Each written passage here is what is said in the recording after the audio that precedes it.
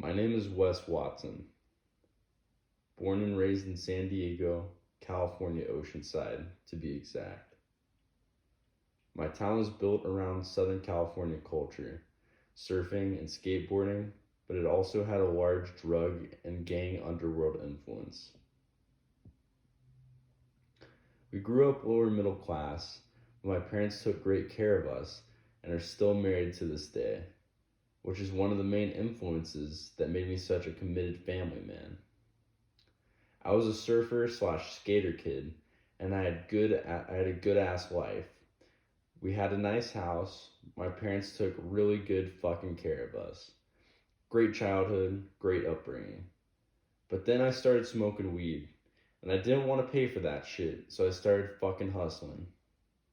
I wanted that shit for free. All of a sudden, as a middleman, I started making a couple hundreds per small stack. That evolved into pushing elbows, pound at a time. You gotta realize, I was just a baby boy, and those pounds were being pushed per week escalated quickly into 100 packs and 200 packs a week. I validated myself in the most juvenile fashion, which was strictly external, no true core beliefs. I thought the car I drove and the money I had made me somebody, and man was I wrong. People were driving fucking Honda Civics and shit that their parents paid for. Meanwhile, I got an Escalade on 23s. When the Black Rover came out, I didn't even wait 10 minutes. I put the black fucking 23s on it, and I was killing on that one too. But pushing those packs, I was making crazy fucking money.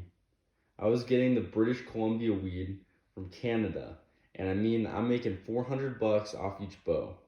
I'm getting 200 at a time, half's going to one homie, half's going to the other.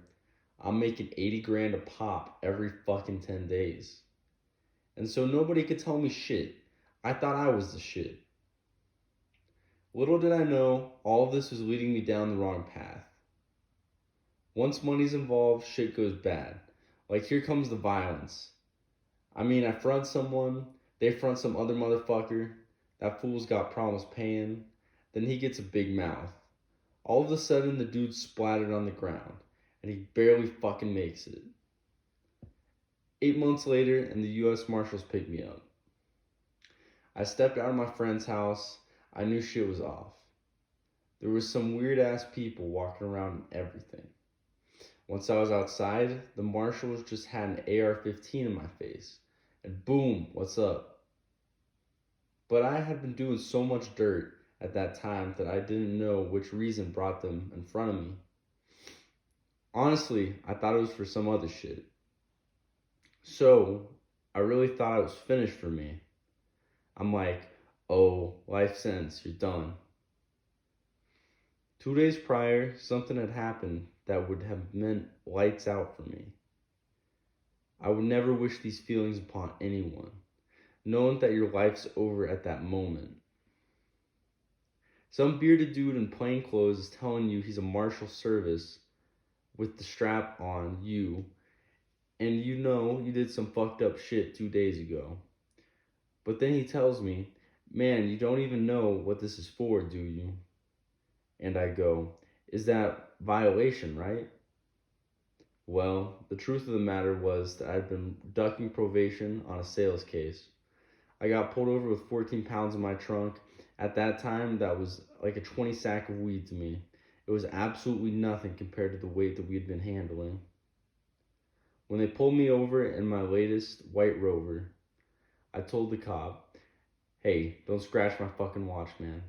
That shit's worth more than fucking how much you made last year. He was pissed. I'm like, I'm going to be out in 20 minutes anyways, so it doesn't even fucking matter. But the point is, I signed for a joint suspension, which you don't want to do. So I owed them 5 years right off the bat. I messed up my probation, and then the U.S. Marshals came on this case. And so, when I brought it up, Plainclothes said, no, you're done. And he told me it was about a case with a guy fucking fronted some weight to this kid, and some violence happened. Long story short, all parties testified against me. Now this kid is someone I showed the world to. He had a $4,000 a month condo in Oceanside, $10,000 a month today. His fully furnished loft would blow your mind if you saw it. He had a Hummer, black on black. He had a Denali. He traveled to New York so he could do his thing over there, and then he'd come right back home on the regular. And this motherfucker snitched on me. Tough as fuck. Everyone involved wanted me to get life so they'd never see me again. People I showed the world to. I didn't see freedom for 10 fucking years. And really, that's just how it works, man. The second the authorities start throwing numbers like 25 years around, everyone cracks. It's that fucking song. It was all good just a week ago when I was dropping money like it's nothing, paying for everyone's shit, driving the nicest car, living in the nicest house in Encinitas, and the best condo in downtown San Diego. This week, I was in cuffs, sitting in front of a Dodge Ram, and the bearded U.S. Marshals got his computer there. I mean, fuck, I was just thinking, dude, I'm done. I'm done for life. I'm never getting out. And from that day, I didn't see freedom for 10 fucking years. One sentence, many different stories. I took my shit to trial.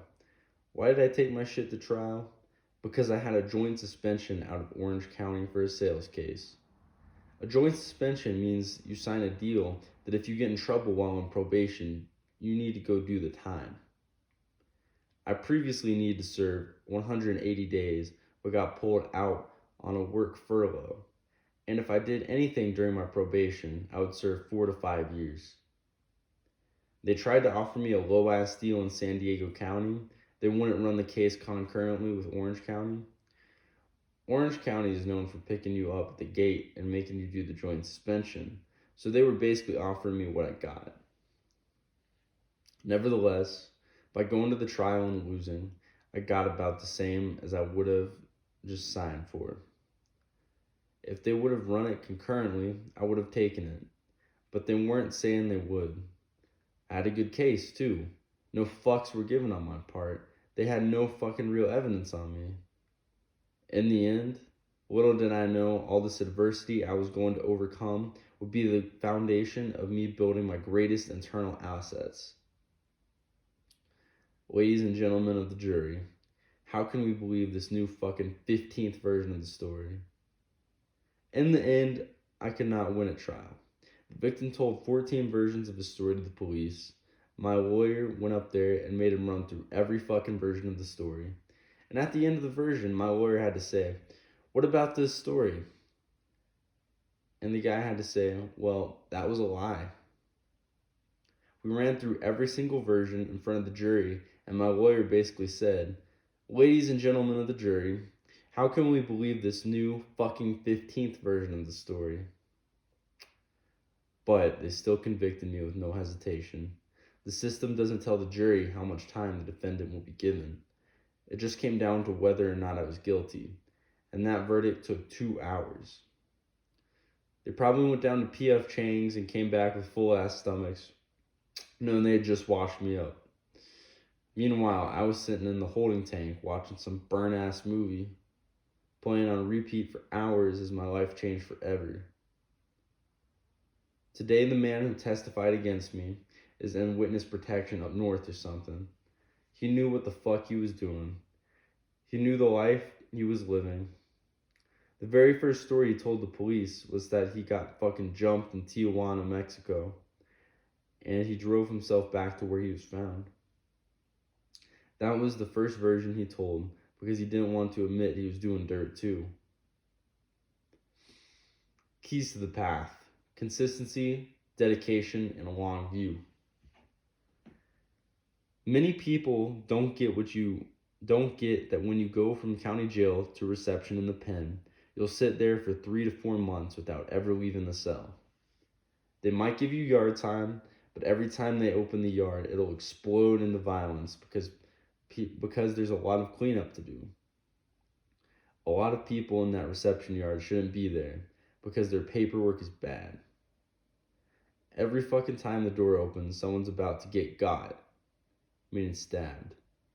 And it doesn't matter if you're on A side, B side, or C side of the building, you're just praying. Oh shit, hopefully I make it out to yard today. And then all of a sudden, you hear the fucking sirens wailing someone's getting stabbed or beat up, and you ain't make it out to the yard at all. So you start off with your term with a 3 to 4 month stay in your cell with your cellie starving, rarely leaving. I would be the best at prison life by getting swole as fuck and blasted as fuck. In all honesty, I prepared myself mentally by not fucking with drugs. Nothing. I stayed physically active, working out every fucking day. I read books on self-improvement. I just wanted to be better. I just wanted to better myself because I knew that A, this wasn't my future, and B, I'm the type of person who knows he'll be the best at whatever he does. So getting in there, I would be the best at prison life by getting swole as fuck and blasted as fuck. I'm not gonna lie. I always say acquire what you admire. And I always admired being big, ripped, and blasted. On top of that, I would shape the guys around me to be the best they could be as well. Ultimately, that was accomplished by staying clean, grinding hard with the workouts, staying mentally positive, and just focusing on the thought that there would be a future for each of us. Right now, we're going to do what we gotta do. Testament to that, there was a hot ass day I remember clear as fuck on the yard at Donovan, the level 4 yard. My homeboy Jammer from Dago, also known as San Diego Car, was an old school cat. Big old whip with a handlebar mustache and a cold convict stroll. He had been down forever. He's not getting out. While I'm on the yard, a correctional officer pulls me over and goes, "Hey Watson, check this out." And I go, "Hey, what's up, sir?" 1 second. He points to the line where inmates report for kitchen work. Your homeboy has walked around that corner at this time every day for 14 years. Watch this. He's going to be the first guy around that corner. And I wait, and I'm like, bullshit. But then, oh fuck, here he comes. Practically on the dot, he stepped around the corner. I was struck by Jammer's level of consistency and dedication. I would aim to be the most consistent man alive as long as I lived. The fact that a cop was noticing this in an inmate was just huge to me, and it sparked something in me that I'll never forget. Jammer would work the scullery, washing dishes for 8 to 14 hours, and then he'd do that shit with a smile on his face. The extra meal at the end of the day sure as fuck helped. He looked forward to it because he saw the work itself as a gift. It brought peace and contentment to his heart. From that moment forward, I knew I would aim to be the most consistent man alive as long as I lived. Very few, if anyone, out here on the streets has a long view like that. And really, that kind of long view is the key to success in everything. Can you see 10 years? Can you see 14 years? Hell, if I ask someone if they can see 4 years, they can. But Jammer came around that corner every day at that time for 14 years without fail to go to work at a minimal job most would consider unbearable, just to keep his mind right. That's deep as fuck to me. As I love to say, the man who takes more pride in the steps to attain the result than the result itself cannot be stopped. The work truly instills the worth. In any given process, getting through the steps brings contentment. The result does not. Just as Jammer received some peace of fucking mind, cleaning the plates and shit, I applied the mindset to everything I was doing. As I worked on myself, I avoided focusing on the result and instead focused on the steps, the process. We should consistently live in a manner we admire, and that is what I was doing through exercise, reading, and self-improvement. The man who takes more pride in the steps to attain the result than the result itself cannot be stopped. The work truly instills the worth. By living it, I began personifying my beliefs. And my beliefs are consistency, dedication, and not about trying just to acquire. People are trying to acquire instead of become. If you're here for that same reason, you need to ask yourself a very important question. Do you want to become strong, or do you just want to appear to be? I really just want to be what I appear to be and not have to be, and not be through and through. Successful people have sets of principles that make them successful. It's not just that they have money. A lot of people have money. It doesn't mean they're successful. Yeah, I might see the money at first, but then I want to see the principles. I want to know where they really came from, where the origin was, and the origin being these same principles that go across the board. Consistency, dedication, fortitude, and everything that makes a man a man. My true intentions. Over a decade later, I found a dude laughing at me at the gym for filming my workout because he thinks he's a badass. I pulled him over and said, "Hey, listen, man, I like that mirror. I like these weights. And I like how it makes me feel. I like filming my workout. And guess what? I didn't have a fucking mirror for 10 years. Do you know what that feels like?" And the dude was looking at me like, damn. And I pulled up on him like, "I'm not shook by you at all. So I don't think you understand. I'm going to teach you something one way or another. And I care that you walk out of here without that weird ass attitude, because this is a positive place." This is more than a workout for me. It's sure as fuck more than appearance. My training is mainly based on Instagram at WatsonFit. My work changes lives. Really. Plenty of fucking people. I know. I've had them quit drinking and doing drugs to start pursuing a healthier lifestyle. They listen to their fucking hearts and follow their visions. I'm like, motherfucker, when you wake up in the morning, are you stoked with where you're at? If not, you need to make some changes. A big lesson for me is that regret is your guideline. If you did something you regret and you regret it, that's your inner voice telling you how to live your best life. That's your conscience guiding you. The universe is encouraging you, trying to keep your actions in alignment with your life's purpose so that you can fulfill your destiny while on earth. I wish there were stuff like that when I was being a fucking idiot. It would have saved me from a lot of unneeded pain I caused myself.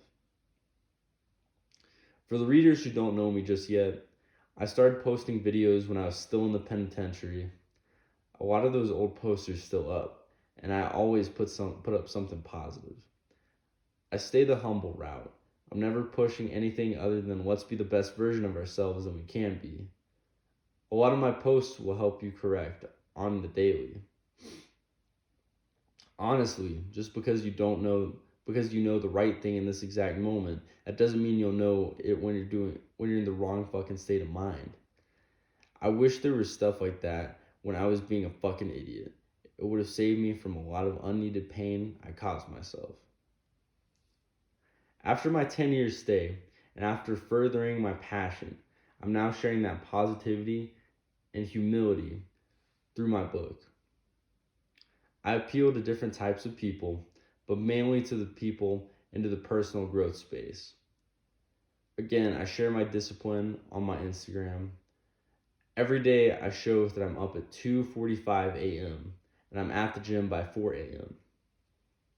I show my dedication is at a different level because discipline is truly the prerequisite to success.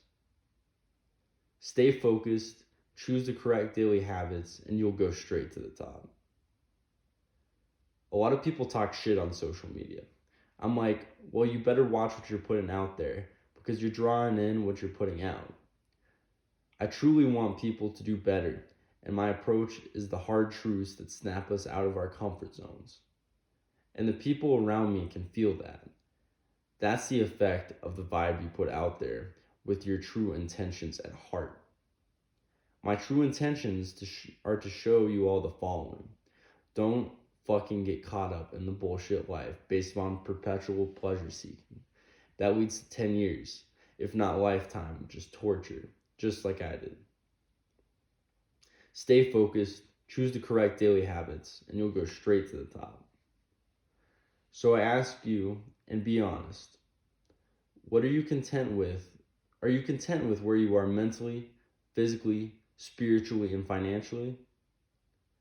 Are you fucking content? If not, then it's time for some changes. Your best life is non-negotiable. Your vision is not up for fucking debate. Over the course of these pages, I want to help you understand how you can make the necessary changes for improvement. Always follow your vision. Don't take no for an answer. Let's enjoy the freedom of discipline. The guidance of regret. Why the fuck you keep quitting? Being on the streets, things are very different than in the penitentiary. It seems like every fucking time I go into the gym lately, some motherfucker has a problem with something that I'm doing. I know what it is. They've probably done some background research and they've already made up their mind on me. But one thing for sure is I'm never going to make the mistake of trying to explain myself to people who are committed to misunderstanding me. Please always understand this. Some people are committed to misunderstanding you, and all you need to do is wish them growth, wish them understanding, and give them their needed space, and send love their way. We're not going to understand it. Maybe they're just having a bad day, and we're not going to let that affect us. We're going to go right through our Monday, stick to the plan, and create that positive mental attitude with our actions. Always create your momentum and drive with your actions. Don't worry about something someone else is doing. It should be no secret. I'm a massive motherfucking believer in energy exchanges. Our actions and our energy dictate how people feel about us subconsciously. I want everyone to have a good, positive feeling about me, and I want to feel that way about them. I've lived around all the negativity in the world. Even as a very successful person, I still had negativity. Our actions and our energy dictate how people feel about us subconsciously. If we fucking cultivate positivity, this is the only chance we're ever going to have at a life that is consistently blessing us. Ultimately, I cannot tell how positive you are when everything's going your way. The truth is that I wait for a negative situation to arise, then I see how people act. What momentum and motivation are you fucking capable of cultivating when life isn't exactly ideal? This is what matters most. Our problems make us. A lot of this soft ass shit is tripping me the fuck out. Grown ass, soft ass men, princess ass motherfuckers wanting it easier, wanting a day off, and crying over their problems. Motherfucker, your problem is that you think one day you're not gonna have any fucking problems. So check it out. I know my motherfucking place on this earth. I'm the fucking reminder. To these people, I'm the fucking reminder because I don't forget that my problems fucking made me. Every time I'm coming to some issue, I just see it as this life is happening for me. This is my level up. I don't want it easier. This is the self-talk that builds champions. The self-talk I need you to have. I lived without your problems for so long that my perspective shifted away. Just the other day, I saw two dudes slacking like a motherfucker in life while talking about football on a game they saw on TV. I couldn't help but wonder how the fuck we glorify all competition except when it's a competition with our motherfucking selves to level up and step the fuck over our problems. Why the fuck don't people see that bitch ass shit? They never had no real problems, or they just never truly present for them. As you enter different stages of growth, you start to develop a higher level of awareness. You begin to realize that we as humans cannot resolve issues in the same mindset in which the problem was created. It truly takes someone like myself who comes from a place where the problems of society don't exist. I lived without your problems for so long that my perspective shifted entirely. As humans, we naturally look for issues. This is how we stay leveling up. This is our progression. Internal progression comes from overcoming issues. So even if you have nothing, you will look for issues. And when there are no surface issues, because you're in isolation or solitary, you'll fucking seek the internal ones. So coming from a different place, a different mindset, seeking internal solutions, I have the fucking answer. None of these problems you think you have are external in nature. You don't have a money issue, you have an issue with discipline and an issue with being able to sacrifice. You don't have a fucking fitness issue, you have an issue with discipline and an issue with being able to sacrifice. Do you fucking get it? You don't have the external problems you think you have. You have problems with your internal values and principles. We must attack the root of the problem, not looking at the supposed tangible issue, but by strengthening our core principles. Fact is, you could be as rich as you want and as ripped as you want right now off of everything if you are disciplined enough, if you can sacrifice enough, if you can suffer enough, long enough. So the long view is the key. I hear it right now as I put these words on the fucking page. I hear the whiners, I hear the bitches who are ready to tap out. I hear the fake motherfuckers. But Wes, it's not about just being ripped and being rich. Sure, but it's about progression, motherfucker. It's about respecting yourself, and if you don't progress in life, you will not respect yourself. So guess what? The correct internal principles will cause you to get more ripped. The correct internal principles will get you the financial security you've always dreamt of. You will learn to sacrifice more. You'll be more dedicated. You'll be more consistent.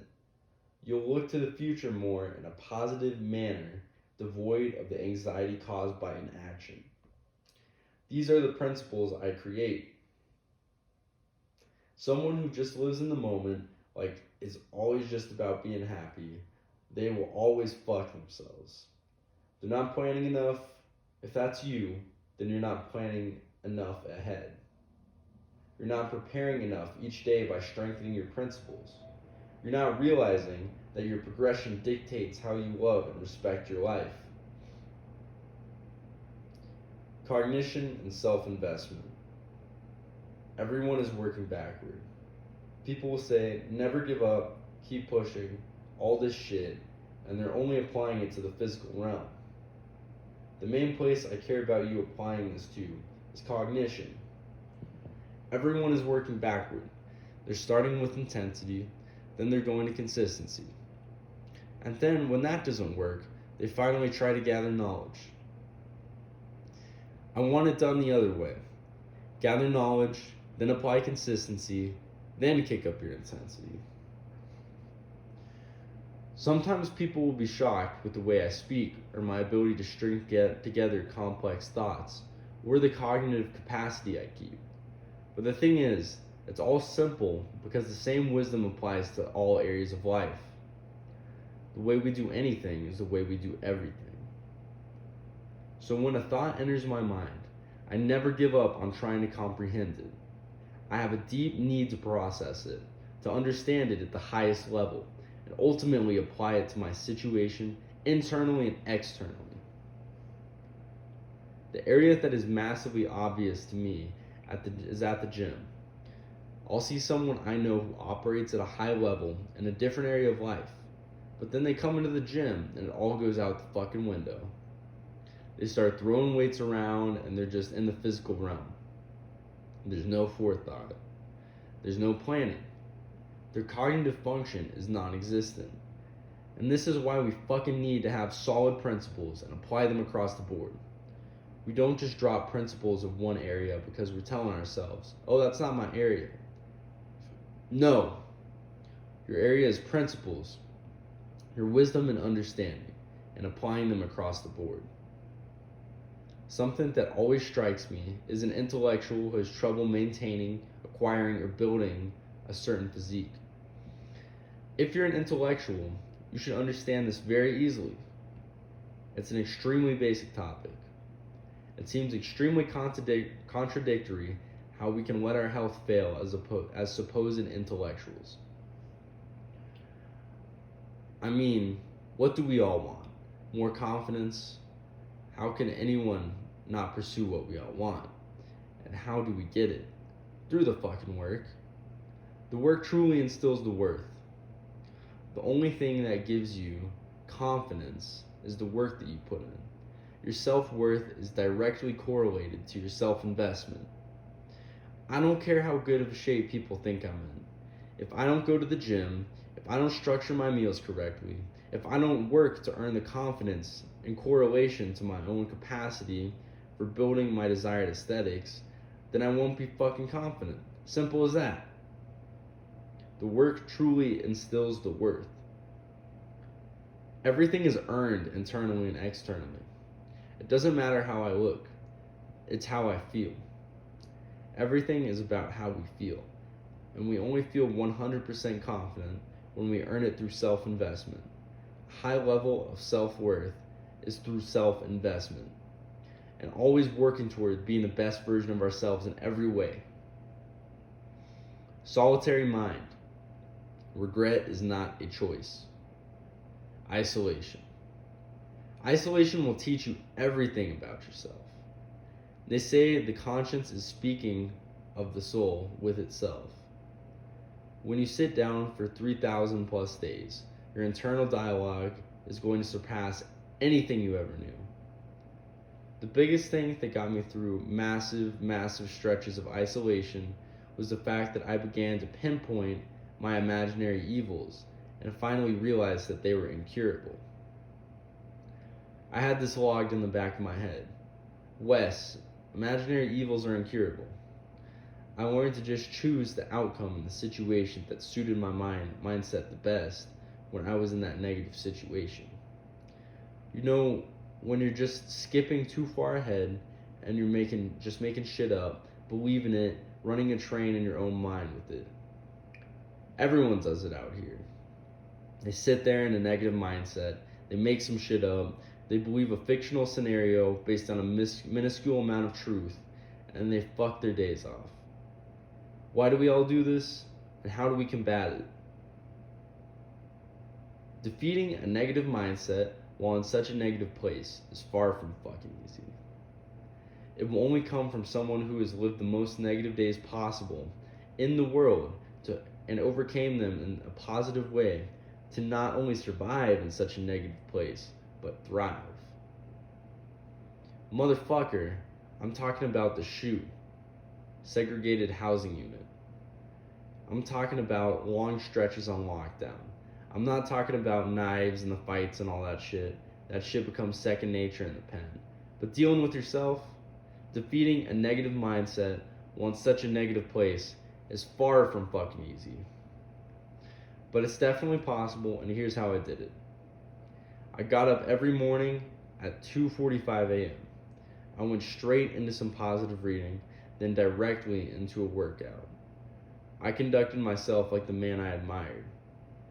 If I didn't put my whole heart into that workout, if I failed to fully achieve a flow state during my morning routine, I knew I had to focus more and let go.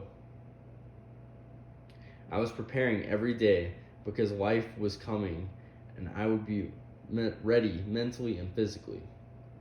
I knew plenty of guys behind those locked doors didn't get up at a program time.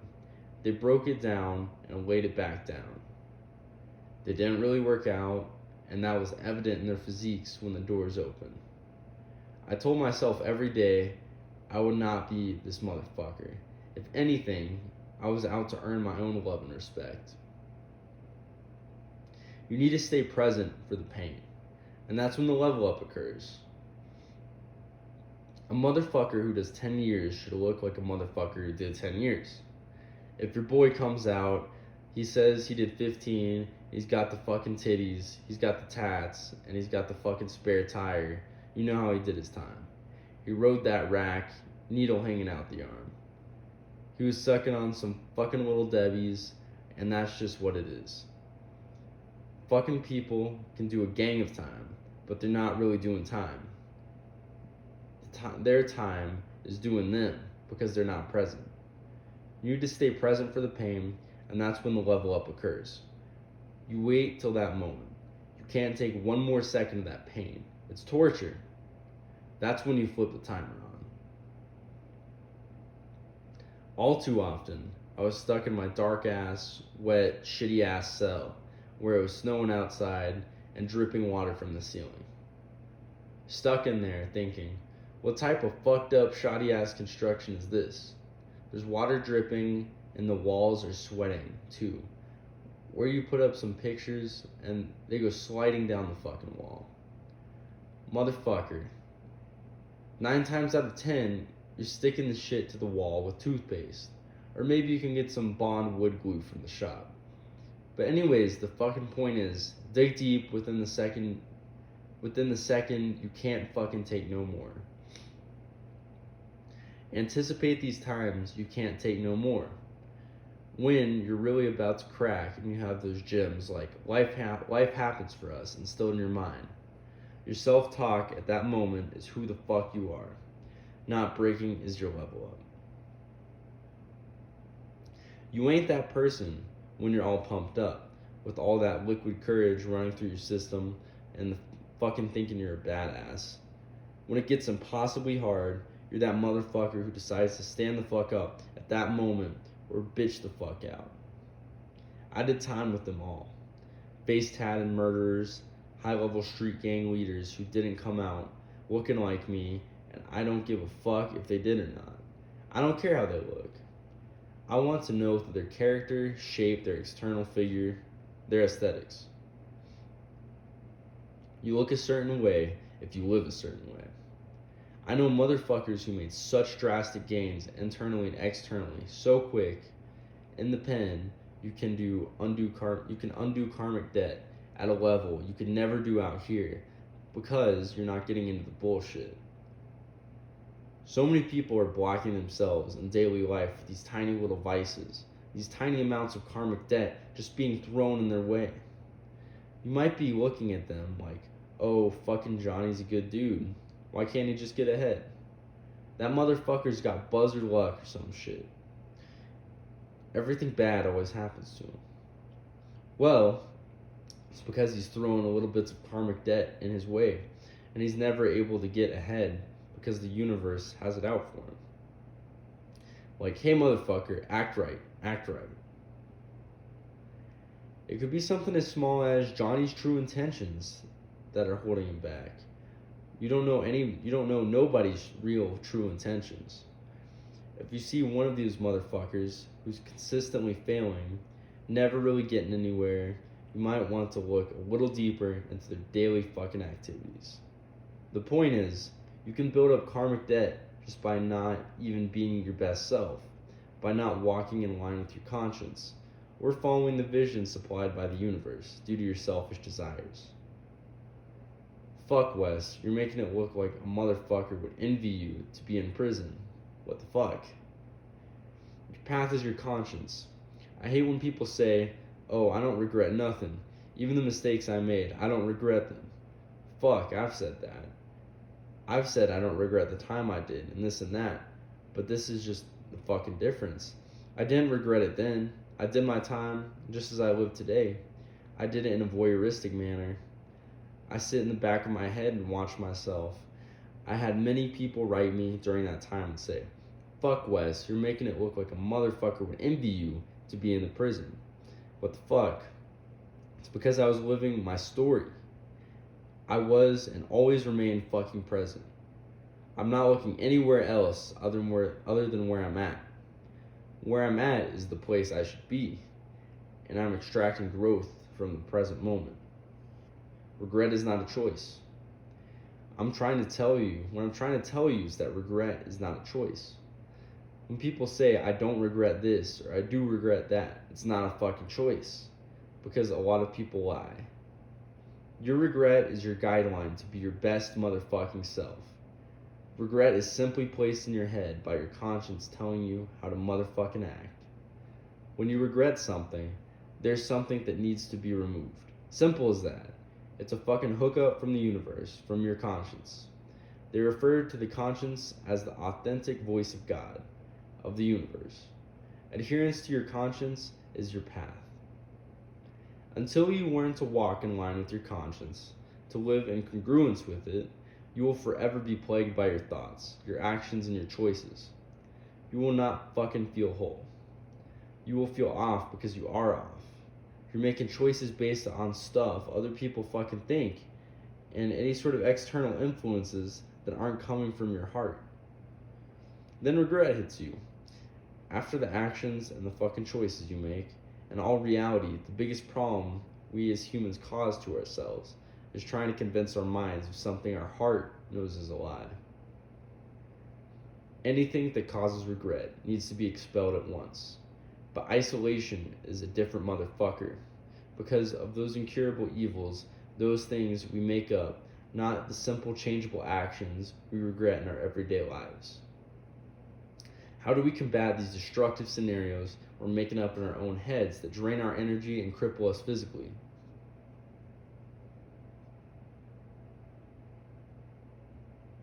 Why? Why is one of the evilest things when done in a negative way? It will always be the selfless route that combats incurable evils.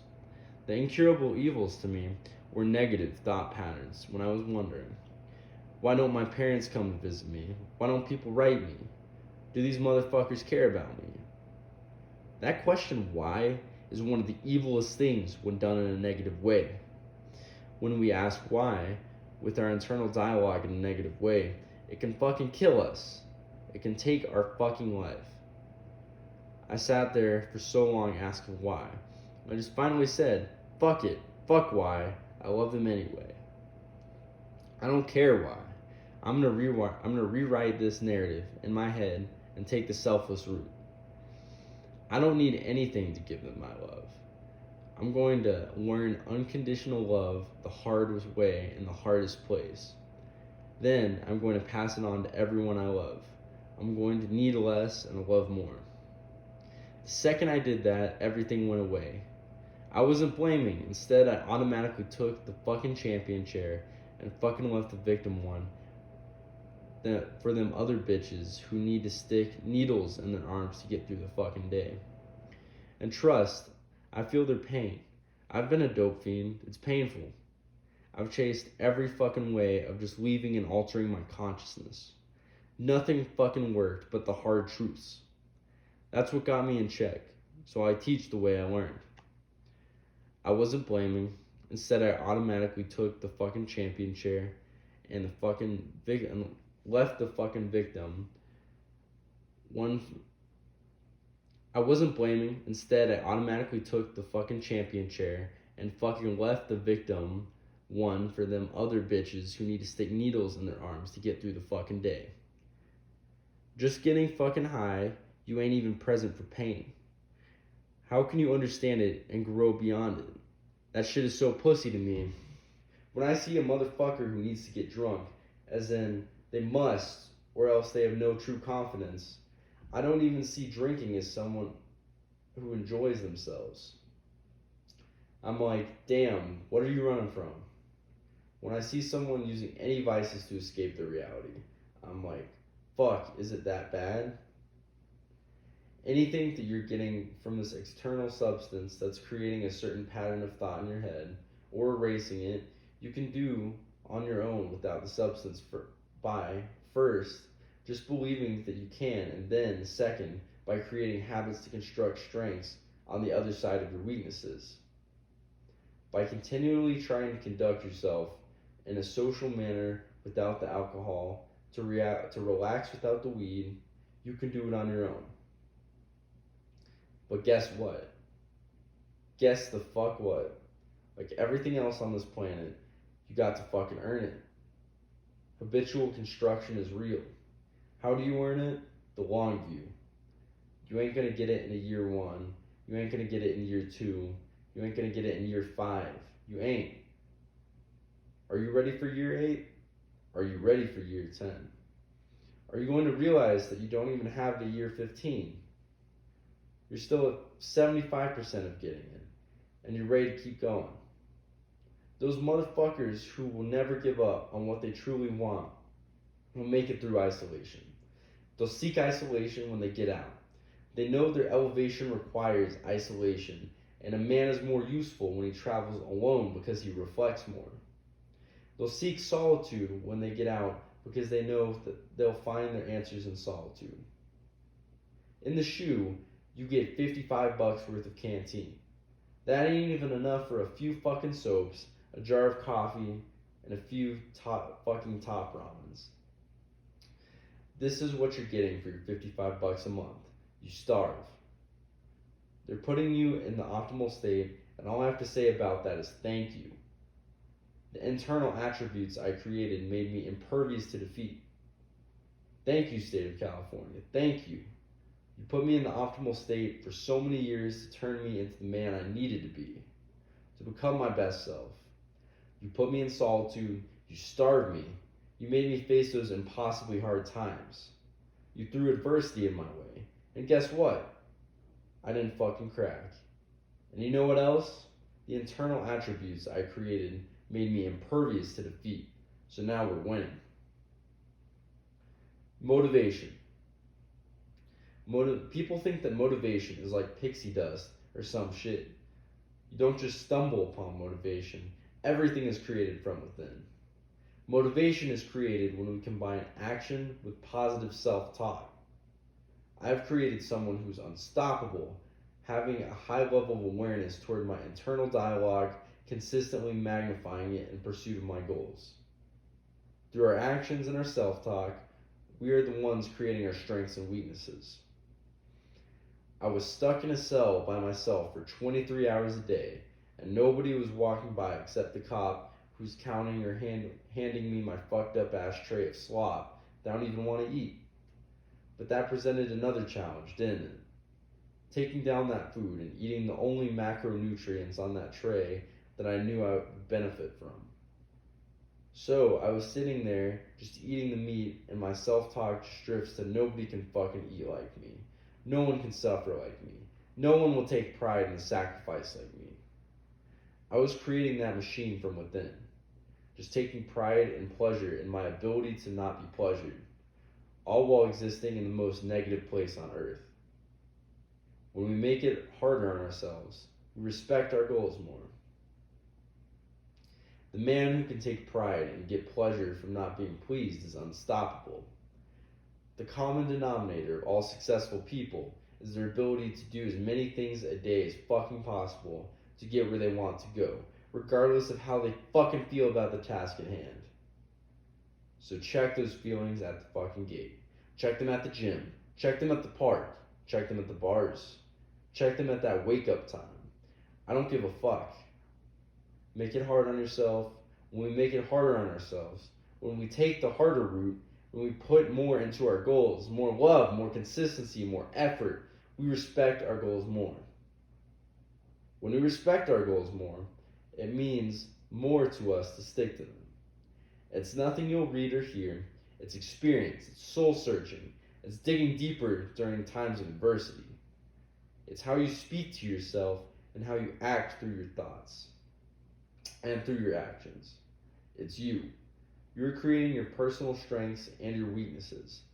When people say, but Wes, I'm just lacking motivation, I say, why the fuck are you talking to yourself like that? Why are you putting yourself in a deficit? Why are you making yourself a victim? I never tell myself that. I just fucking go. Just go and make it a habit. When we habitually construct habits, when we completely rewire our subconscious, we get rid of what's plaguing everyone out here. What's plaguing everyone out here? Cognitive dissonance. This is when your subconscious mind knows you're a fucking liar. When you have conflicting belief systems in your mind, you know you want something, but your subconscious knows you don't do it, and it knows your self-talk isn't aligned with the actions you're taking to create the future you desire, the strengths you wish to possess. So embrace the fact that repetition is strength. Repetition is key, and get over those fucking feelings about what you want to do, never hesitating on what you need to do. I regularly post videos of my routine. I'm posting this shit over and over and over and over and over. The same workout, same food, all this shit over and over and over. This is how we fucking develop a greater degree of comprehension. How are you going to comprehend something if you switch it up due to your likes and dislikes? I don't give a fuck if you like it or not. In all fucking honesty, it's total fucking transparency. Learning to like shit that's best for you that you don't like to fucking do. This is how we fucking defeat every problem out there. People think they'll just take a pill, or someone will magically do some fucking ceremony on them or something, and they're just gonna fucking snap out of it. Fuck no. You snap out of it yourself. The universe blesses you for your hard work and your commitment. You get the power and develop clarity because you put the work in. Because you put the blood, sweat, and tears in. You don't need to be fucking Arnold Schwarzenegger. You don't need to be the richest man in the world. But your daily motherfucking plan should be progressing you in every way. If there's no progression, there's no pride.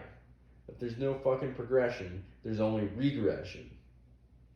And as far as I'm concerned, there's no stagnation. When you regress, when you choose to regress, you know what you're doing to yourself. It's no secret. The second I choose not to live my fucking plan or go through with my fucking vision, my self-talk gets negative too. What's the difference?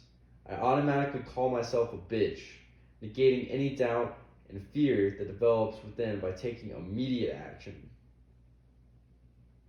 I owe everybody out here the strength that I can give by living it, by personifying and teaching. And no, I don't mean telling people how to live. I fucking show them. I am the example. I share the steps. I love you guys when you start loving yourselves and putting that investment in yourselves. When you start to create motivation from within, fucking positivity, self-worth, self-love. When you start to create that from within, you'll pass it on to your family. And when you pass it on to your family, they'll pass it on too. This is how we raise global vibration and create a strong collaborative collective consciousness in our network. We can unmake the fucking problems of this world by simply being on a collective consciousness. We are one. We all are one. And when we are fucking this shit up, we are. I was the biggest problem. I thought the result was everything. Like, what do I do? Oh, get this car, get this pad, and it's gonna mean so much to me. Motherfucker, it's not the possessions we attain along the path. It's the man who's created. So don't fucking shortchange the path. Make it fucking harder.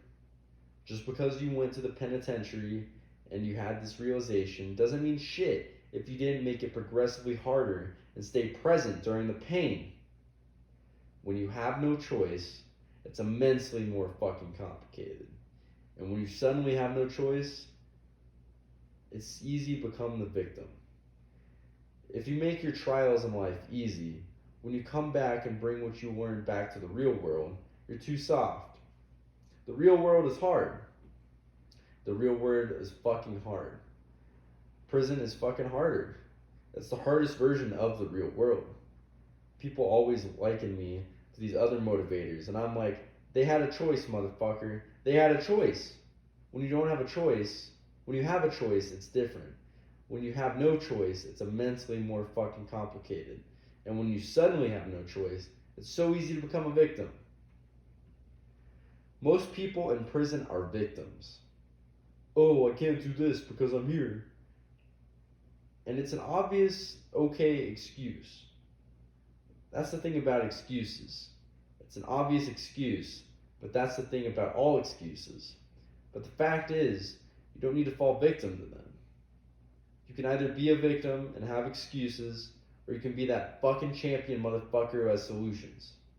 There are problems in life. When you find solutions to them, you fucking win. I had to go through fucking 50 steps to track my macros and get ripped in prison. To get started, I needed to get a phone. I needed to research that shit. I needed to put the phone away and charge the battery, which is a massive task to undergo while holding contraband in the penitentiary. 5 motherfuckers had to go to the fucking chow hall and bag up their food so that I could get my 50 grams of protein per meal. And I needed to trade them for something else for it. I needed to order them something else from a package weeks ahead at a time and have it all planned out with each individual, which items they would receive, and make sure they got them. Fuck it, 90 steps. Just to hit my macros daily and stay ripped to ultimately come out and make this coaching vision a reality. And those 90 steps are what keep me to my goals this very fucking day. The amount I sacrificed and the amount of work I put in to get where I'm at is what keeps me fucking here. If you want the easy road, you're fucked. The easy path means it'll be easier to deter. Anytime I see someone seeking the easy road, I know it won't fucking last for them. And I want for them to have what I created for myself. It's the most fucking power in the world, self-control and self-discipline. I want them to do it the hardest way because that's the way they'll fucking learn. I give you exactly as much as you need to connect the dots because then you'll learn it and you won't need me and you can pass it on. When you teach, eventually your pupil will hopefully fucking surpass you. I've had them surpass me. And what happened? They've taught me. They re-fucking gave me the power on days when I needed it. All of us are valuable. Life is.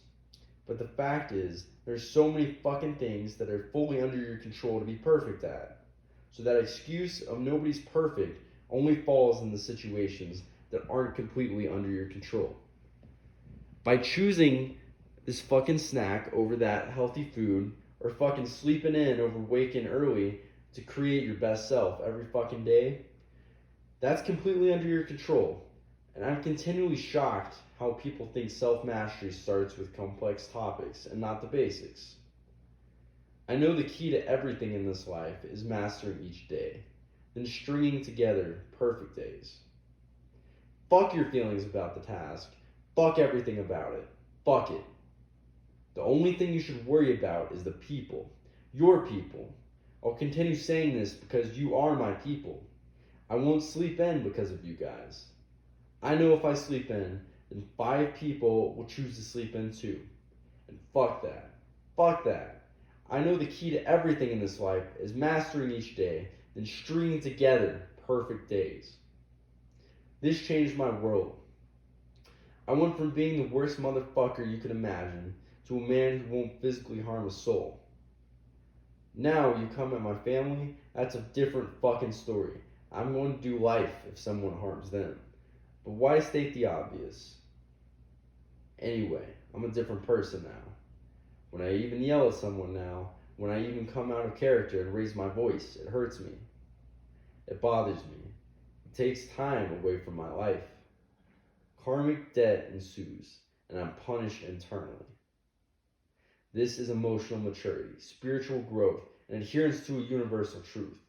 Knowing that we must give what we want in return so that we can live our best life, so that we can be productive. All you productive motherfuckers out there who take so much pride in your productivity, pass it on, pay it forward, and realize that you don't have time for negativity. It just takes away from your energy going into your positive acts. I fucking love when I see a motherfucker win, and the only way to win in this life and achieve success and inner peace we're all after is through positive thoughts and actions. Chapter 2. Pick your side. Fake hard or paying karmic debt. Let's get straight into it. We don't have to live this lie no more. If you ain't proud of your conduct, if you ain't proud of where you're at, then they ain't either. Your family ain't proud, your girl ain't proud, your kids aren't proud. You don't have to continue conducting yourself like that. This is a motherfucking choice. Your lack of investment in yourself is so much more disrespectful than any fucking words I could ever speak or will express in this book. All too often, the biggest mistake I see is motherfuckers trying to give away a product themselves to their people without even being proud of it themselves. Trying to toss themselves off onto people like, hey, look at this shit I put absolutely no work into. You want it? So many motherfuckers out here all trying to be all politically correct, not to hurt a princess motherfucker's feelings, straight up. Your lack of investment in yourself is so much more disrespectful than any fucking words I could ever speak or will express in this book. So the fact is, get used to the hard truths of life so you can reflect upon them and level up. Get this shit straight. I invest in myself because I respect my people. I want them to be proud of me. I'm not fucking passing them off some guilt-based shit like, oh, you have to take me. I'm your family. You have to accept me. Such a shame how many individuals out here force their people to compromise their integrity and lie to them because of pure laziness. The only thing keeping you from being your best self and the best person for your people is your selfish desires. Stick this needle in your arm or get the fuck up and go to work. Eat this fucking pastry or eat the fucking chicken and some rice. Come on, man. If there's a motherfucking thing you want in this life, you ain't getting it. It's because you're fucking and you ain't getting it. It's because you're fucking choosing pleasure over purpose and not connecting the dots like a bitch. And that's why my program works so fucking well. Because every time you're about to make those choices, not in line with the future you desire, you can just go ahead and call yourself a bitch because you know it fits. I've been that shot out motherfucker at the bottom, forgot about, a straight up California Department of Corrections number, nothing more, wondering if I could ever bring my shot out ass up from the fucking pit I threw myself in. So, it was one simple fact, one simple thing that I kept in my head. I'm not a bitch. Watch this shit. Watch me do it. You know what? Fuck what I want. I know what I need to do. Make my people proud. Make your fucking people proud today. Get that shit. We pay for what we do. From the beginning of my case, the district attorney had it out for me. She kept telling me to take the deal or they were gonna hang me. I had a case that was fucking chock full of reasonable doubt. The victim fucking told at least 15 different versions of the same story to the police. By the time he gave his 14th version of the story, my lawyer had already said, no, we're gonna blow this dude's story out of the water. He's changed the story so many times, there's no way that they're going to take this beyond a reasonable doubt. So I basically told the DA, I'm not taking any deal. Your guys don't have a case.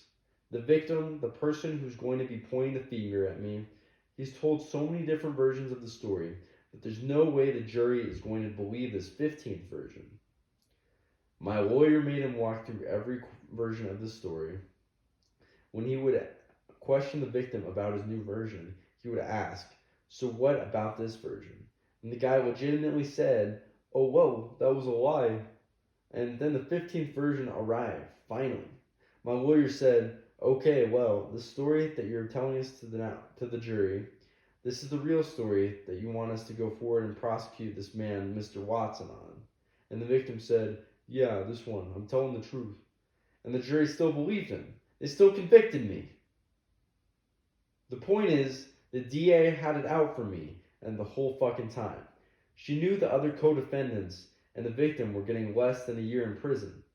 She knew they were going to give me the full exposure, which was 28 years and ended up being 9 years after sentencing.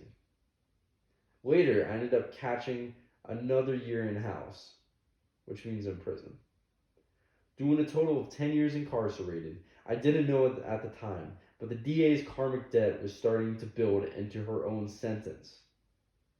She knew I should not have gotten 10 years. Everybody else in the case got a year. Why did she give me 10 years? It turns out she'd done stuff like that to chalk up man years and increase convictions. This had been going on for fucking years, but then one day it really just caught up with her, and she couldn't take it no longer. On November 11th, 2011, she sent out some emails to the county, basically saying that she could not deal with the guilt any longer. She was found in her vehicle during a traffic stop, and she had a gun in her hand. As the officer was telling her to put the gun down, she blew her own head off.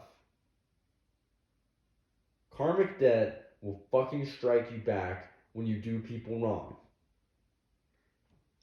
I feel there's an inescapable truth to her story. Karmic debt will fucking strike you back when you do people wrong.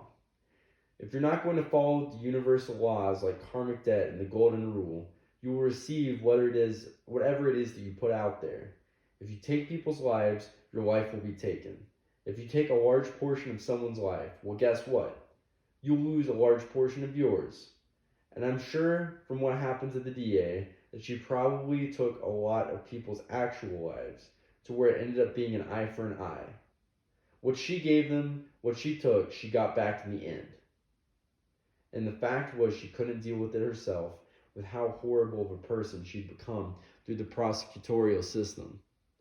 In a dark turn of events, the same thing happened to the co-defendant in my case. He ended up getting shot 2 years later. The co-defendant, a kid I raised my whole life, who I taught how to make money, taught how to live life on his own terms, he ended up getting shot in the stomach on my birthday. He told police he shot himself when he was pulling a gun from his holster, but it was the repercussions from the street life he was living, not what he told the police. He's the one who pointed the finger at me in court and told the jury that I was the one who did it. He sat and testified against me. He claimed that he was in fear of me and that I would kill him if they let me out, so they shouldn't even let me out. And this is a friend of mine. Man, people really show their true colors when facing a lot of time. And so on November 11th, 2011, the DA's karmic debt caught up to her. And a year later, on my birthday, it caught up to the co-defendant too. These remain significant dates to me when karmic debt was dished out according to how those people treated me. We need to pay for what we do in this life. Karma is a mirror.